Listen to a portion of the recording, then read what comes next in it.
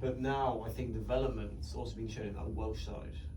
And yes. that's one to talk about. Yes, that's. We're moving on to that. Hand in the mouth stuff for a Scotland oh my fan. Goodness, that was unbelievable. I was in the stadium, I was in the Millennium Stadium up high. I had some beautiful Welsh singers behind me, singing all sorts of wonderful Welsh anthems. Oh, flower of Scotland. No. Well, that was sung quite well as well. Yeah, no, well, actually, a wee funny thing was, I do actually think the Welsh, and it's just a wee side note, I think the Welsh and the Scottish are the most amicable pair of fans I've ever seen. No, they just, like, they were shaking each other's hands after the national anthems before the game. They're great fun. So, I've been to both games against the Welsh and the Scots. Both South Africa, Scotland in the World Cup. That's a high pressure game. Even the fans there were great fun. They were playing in Kosisika Africa on the pipes. Yeah, no, there was someone in the stadium playing on the bagpipes. They have 4 or 5 people just bring their pipes. There was a guy maybe 3 rows up playing Flower of Scotland for half the game.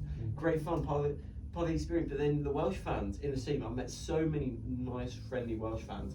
You're just there for the spirit of the game. They love it, and they didn't mind the score. They were just happy to be there. They bring so much pride and passion no matter what happens. All the same, going down 27 points in the first half was not ideal for Wales. 20 points first half.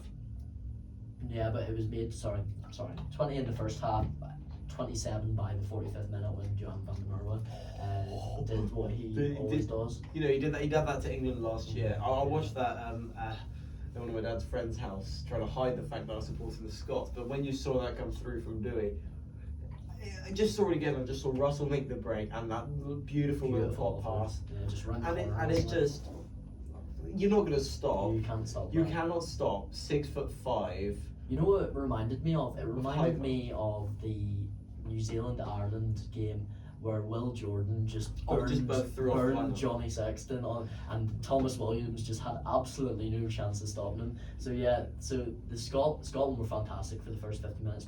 Russell controlled the game beautifully. Some lovely kicks. Do you know what it changed? Passes out of hands, and then they sort of lost control of it, didn't they? Well, I know how. I think from what I've observed, I don't understand hockey. Just from what my observations, I shouldn't say I know how, but from what I saw is how it changed was that Wales stopped kicking. If you watch back sort of the 50th minute, Wales don't kick as much. They move away from Warren Brawl. It's more a bit Pivac-esque actually, and they carry harder. And they go for short little chips and up and unders. A lot of wraparounds. Pushing up the field slowly and harshing, and then getting that break.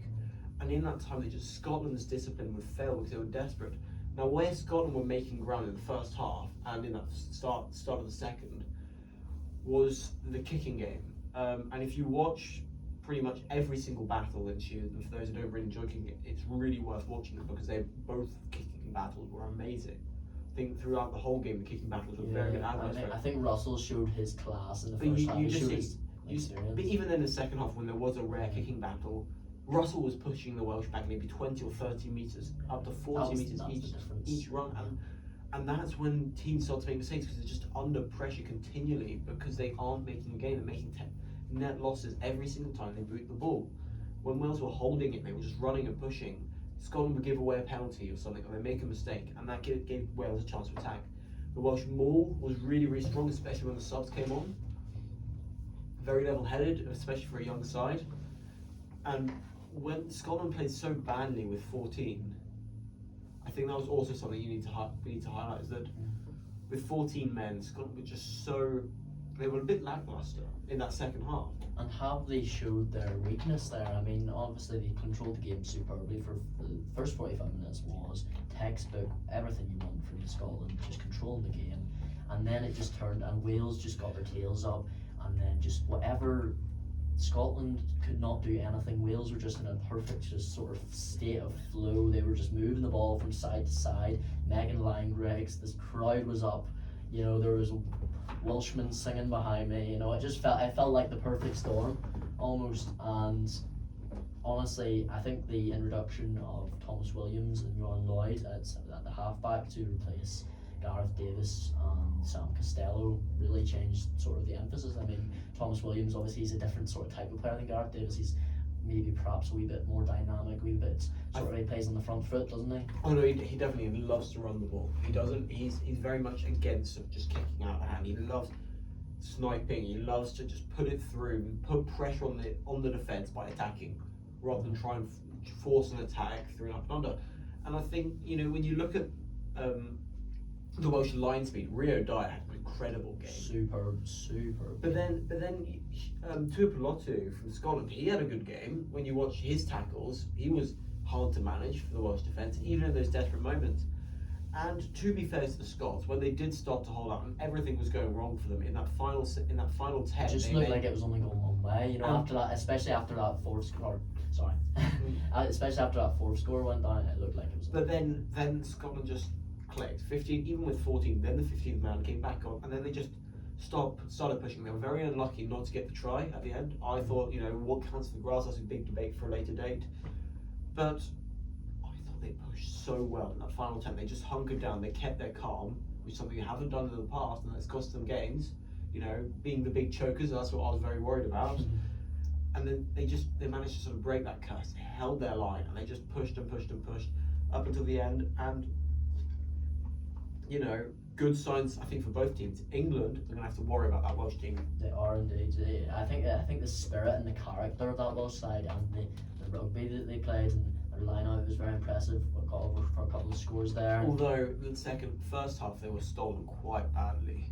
Yeah, they were sort of very sort of toothless in attack in the first half, and then something just seemed to click, and you know, they just put the pressure on the Scots and they just couldn't deal with it. But moving forward, you know, for Scotland, perhaps, you know, is it only an optimistic result? You know, when you look at the fact they haven't won in Cardiff in 22 years.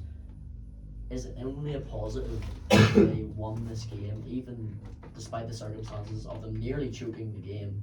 Or is it more cause for concern and perhaps reasons why Scotland may not go on to win the Six Nations, because perhaps they don't have the...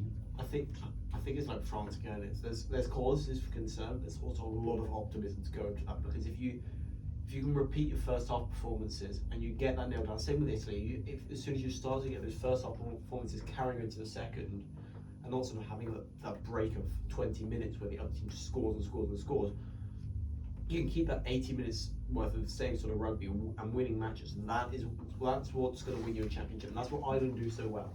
So you think that Scotland can build on the first 45 minutes rather than looking at the last 35? I think they need to look at the last.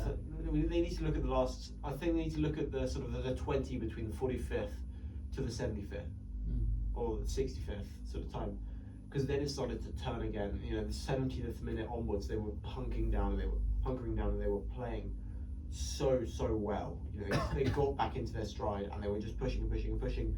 So it's just smoothing out those mistakes, getting better at that maul technique, getting better in defence and not giving away so many penalties. That's the main core. That's the main concern, is penalties. Once you sort your discipline out, everything else works. No, that's just it. And in terms of Wales moving forwards, only ways up. The only cause for optimism there, or is it worrying that they were so lackluster in the first 45 minutes? It's worrying. It's never been perfect, and it's always. It's such a young side as well. It's a young side with an old coach, and I think the young side has promise. I'm going to be honest here. I hope none of his spies are listening. Gats is no longer the best coach for Wales. You know, he's been involved in that position in the past 15 odd years. He's been involved for how many?